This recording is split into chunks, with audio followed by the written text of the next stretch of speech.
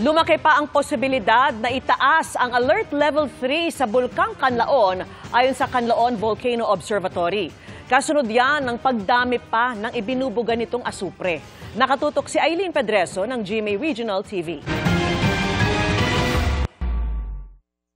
Mula sa halos 10,000 tonelada ng sulfur dioxide na ibinuga ng Bulkang Canlaon kahapon, umakyat ito sa mahigit 11,000 toneladang asupre batay sa pinakahuling monitoring ng PHIVOLCS.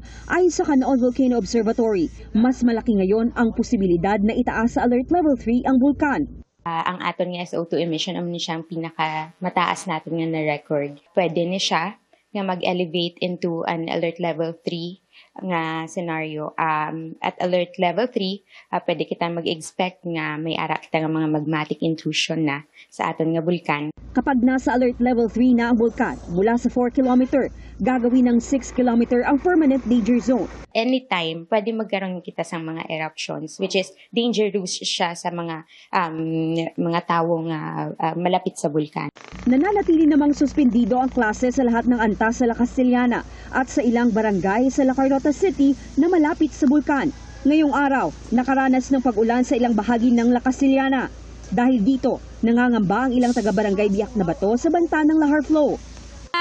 Ratol man kami syempre kay dira malang kutob ang lahar sa may pero ang iyang kwan bala dira gakwan sa may kalog, may ara kami mga butas nga ginapreparar. Mga bulong, mga tubig nga imo kinanglanon. Mahulat kita sang advice ang PHIVOLCS. Amo nang ginakulbaan namon kay nagaulan.